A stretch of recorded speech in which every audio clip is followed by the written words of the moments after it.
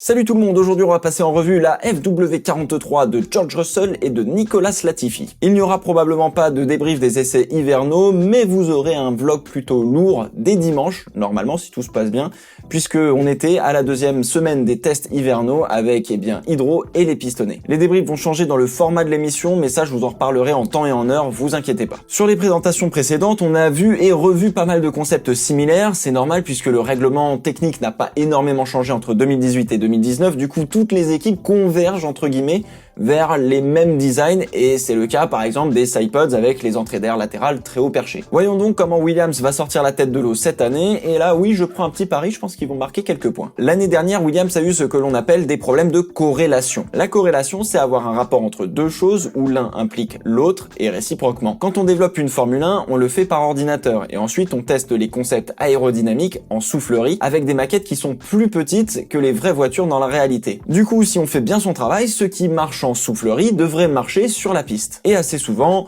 ça fonctionne. Mais l'année dernière, ça n'a pas été le cas. Et ce qui marchait en soufflerie ne marchait pas sur la piste. Et du coup, tu te grattes beaucoup la tête pour comprendre pourquoi. Et vu que tu as que les grands prix pour tester de nouvelles choses ou réajuster tes concepts, ça va très très vite.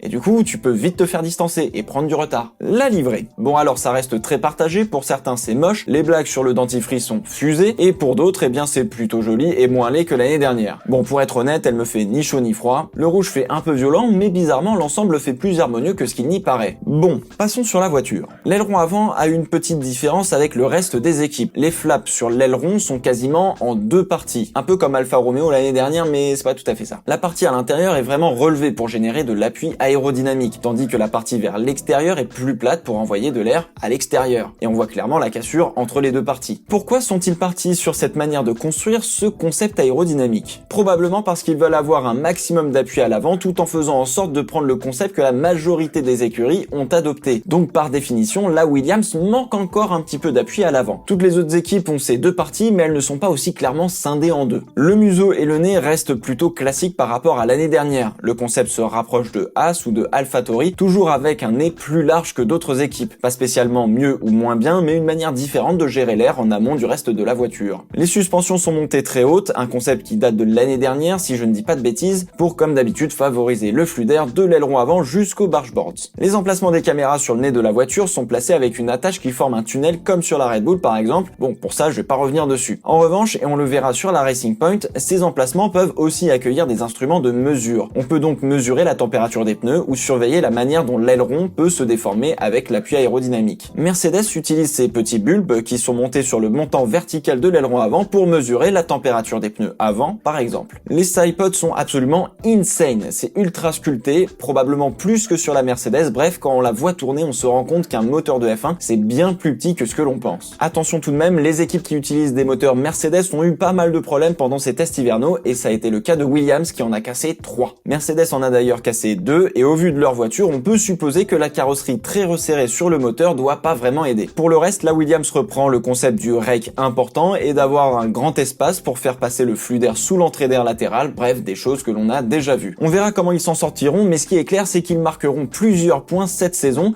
Le retard a l'air d'avoir été rattrapé, mais ça risque d'être très serré sur cette dernière partie de peloton. On verra comment Nicolas Latifi s'en sortira après plus de 4 saisons et demie passées en Formule 2 face à George Russell.